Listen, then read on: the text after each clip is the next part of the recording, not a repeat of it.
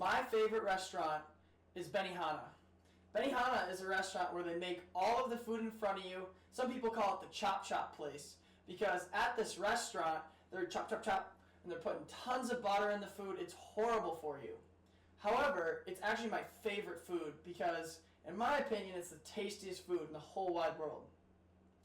But our family, see, we fight over this food like cats and dogs. I mean, me and my siblings have gotten in fist fights. I mean, this is the food that you don't let go. So our strategy over time has been, we will go to the box, we will scratch our name in the box, and then after we scratch our name in this box, it's usually winter when we go to this. We usually go for Christmas and sometimes our birthdays, but that's in the winter. And we actually hide our Benihana up in trees. So I just want you to imagine the surprise on an owl's face when it's like, why is there, Chinese food up in a tree? And they still haven't figured it out. However, but that's the level at which we strive to protect our food. And so one time, I told my sister, when she for some reason trusted me, I don't know why she would do that, I told her, hey, you should eat your Benihana tomorrow. You already had enough today. You're full. Just don't worry about it. It's fine. The owl will protect you. I'll keep it up in the tree. And I was like, man, what if I ate hers? And so I convinced her not to eat it. And my plan was I will eat hers first. And then my Benihana was hidden in the snowbank, and I had a treasure map. And that was the only way you'd ever find it.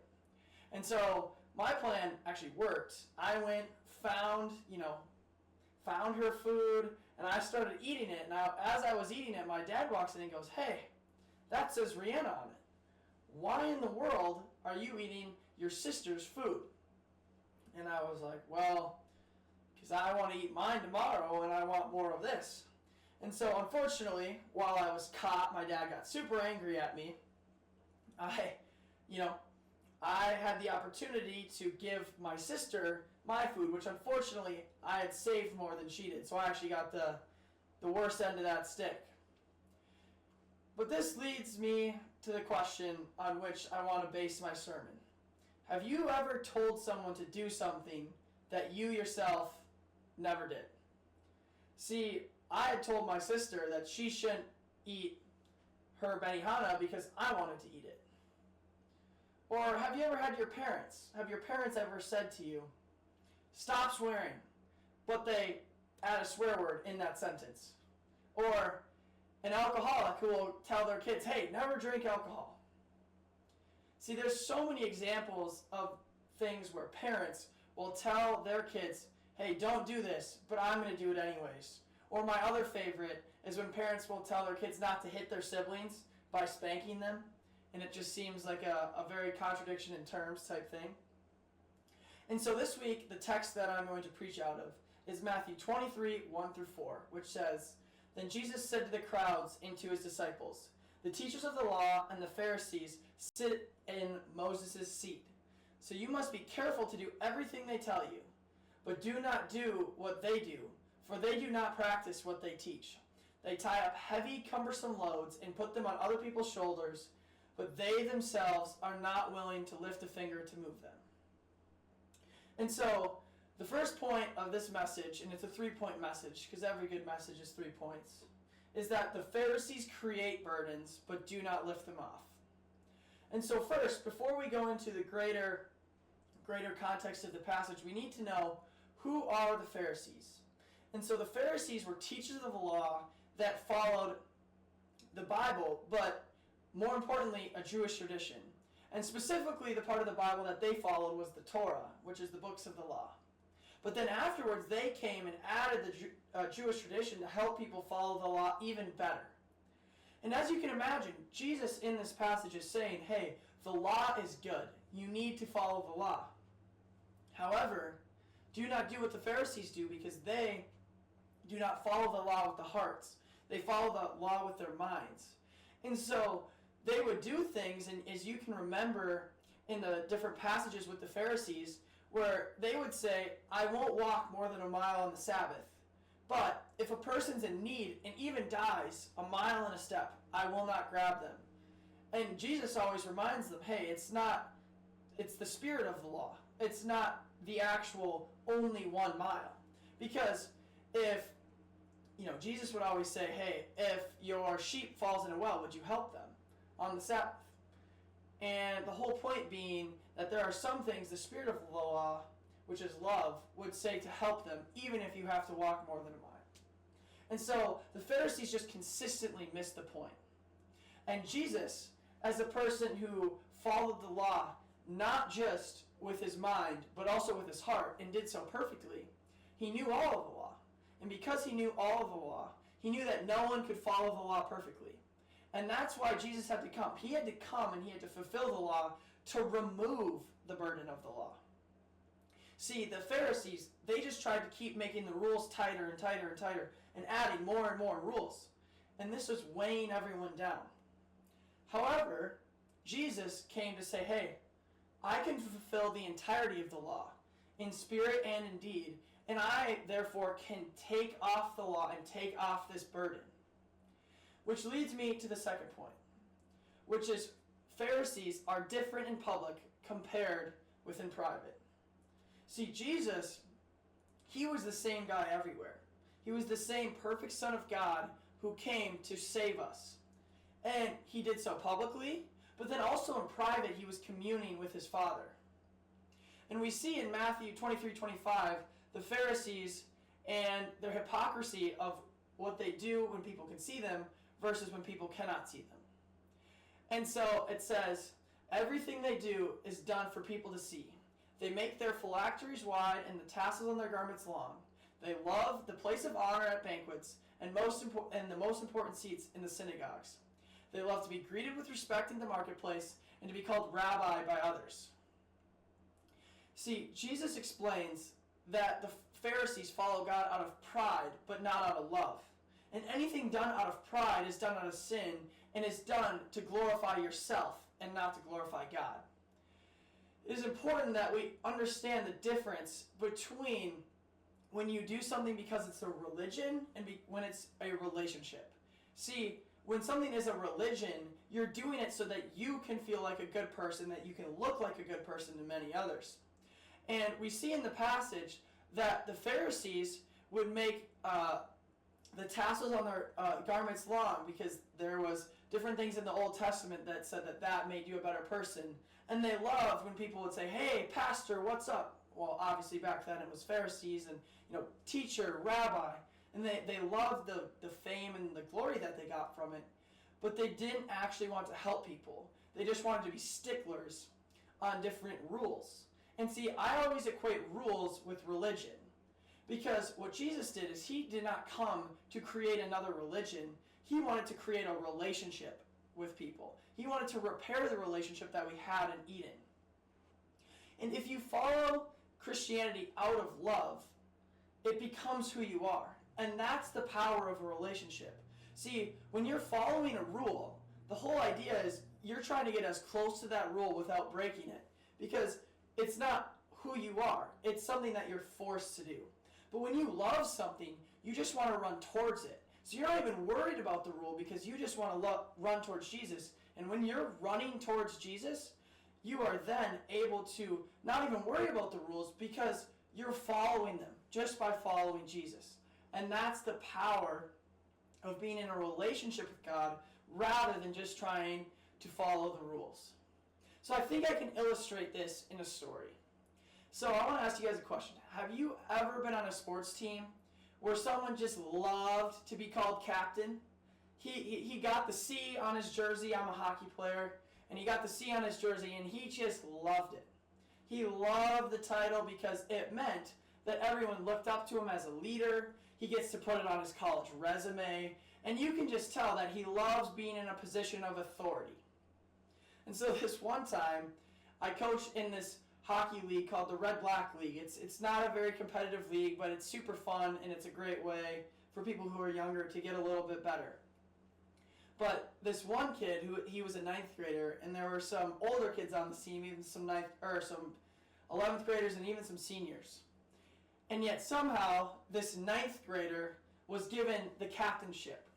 And he was one of those guys who you could tell didn't have a lot of experience in leadership. So he thought the C meant he was the leader, and him being the leader meant he got to tell people what to do. And they had to listen because he had the C on his jersey.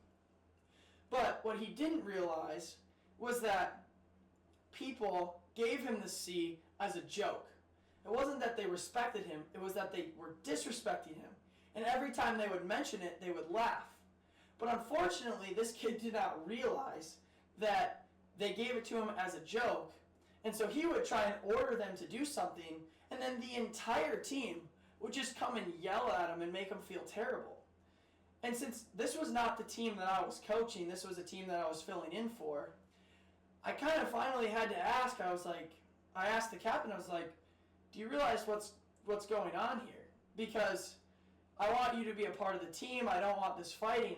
Like, do you realize what's happening?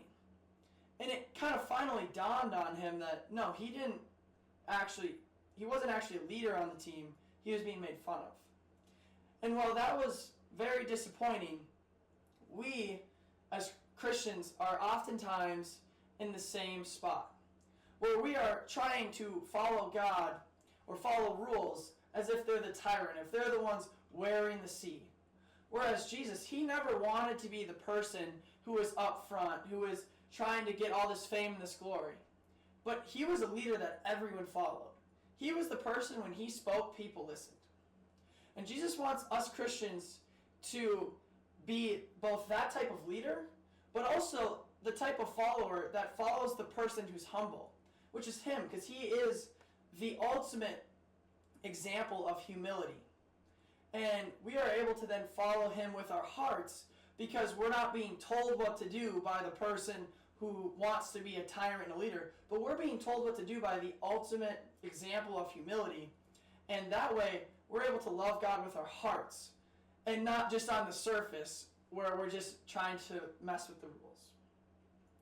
And this is the most important thing that I'm going to tell you right now. This is, if you remember one thing from this message, this is what I want you to remember. Religion is either a title or a lifestyle.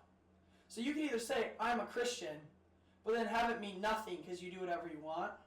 Or it can be something that you don't even have to say, and people will come up to you and say, you're different. Why? Or another way of saying this is, Christianity is a religion or a lifestyle. See, if you view Christianity as a religion, it's probably not your lifestyle. Because the way the modern people have defined the word religion, it's usually not a positive thing. But when you see following Jesus as a relationship or a lifestyle, it becomes who you are. It's like a marriage. When you're married to someone, you're just consistently, I'm married to this person. And it comes up all the time because that's just the person you spend all your time with. And that's what Jesus wants from us. Jesus wants us to find him and find the love of him in our hearts. So I have to ask you today, which is it for you? It's a really important question to ask ourselves. Which is it for you? Do you follow God because you're trying to follow rules? And you're, because of this, getting exhausted and you're not able to keep up? Or is it a lifestyle where it's easy for you to follow Christ because you know how much he loves you and what he's done for you? Now the third point is that everyone on earth is brothers and sisters, and servanthood is the highest honor. See, to conclude this passage in Matthew 23, 8 through 12, it says, "But you are not to be called rabbi, for you have one teacher, and you are all brothers. And do not call anyone on earth father, for you have one Father, and he is in heaven. Nor are you to be called instructors, for you have one instructor, the Messiah. The greatest among you will be your servant. For those who exalt themselves will be humbled, and those who humble themselves will be exalted." The Pharisees exalted themselves because they were always coming up with new rules, and they were preaching, and they were in front of people, and in public, they looked like amazing people who followed the Jewish faith. But in doing so, they made their lives worse. But Jesus, he came humbly to die on a cross to save us all, to take the burden off. Which of these sounds like which of these sounds more like servanthood? And as you can hear in this passage, Jesus wants to put us all on a level playing field so we all understand that we are to be humble as he was humble. Because when we are humbled, then we're able to make a difference. So, I want to conclude with this. Do you follow rules or do you follow Jesus? Are you a servant or are you a person who asks to be served? Do you follow Christ's example of humility? Or do you follow the example of the Pharisees in pride? Do you view church as a blessing? Is it something that you're excited to go to? And this is a sign that you'd be in relationship with Christ. Or do you view church as a place to become filled up? Because believers, as they grow, they're not just filled by church. They're filled by serving people. They're filled by the Great Commission. And these are the final steps that we as a church need to take. We need to take the steps where we're excited to serve, where serving fills us up. Because for Jesus, he was able to serve others and get so much fruit from that. And then if he needed to recharge, he went to the Father, because the Father, whom he was in a relationship with, gave him the ability to go out to others. So is our recharge coming from Christ, or is it coming from something else? Is it coming from your phone? Is it coming from a substance? What recharges you? Because I can promise you, the only thing that truly will recharge you is following Christ and having a relationship with him. And if some of these things are confusing you, and if you're not able to answer these questions, go back through the passage and reread it and see how Jesus was able to expertly follow this. Because Jesus wants your faith to be a blessing.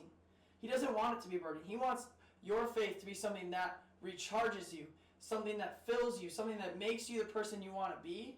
But that can only happen if you allow Jesus, through the saving work on the cross and through your faith, to take the burden off of you. So I want to ask you today, do you want to take this burden off of you? Do you want Jesus to come beside you and to save you? Because he can. He's able to do more than you ever thought or believed. And he started this by his saving work on the cross. So I want to thank you guys all for coming to church today, and please answer those questions in small group.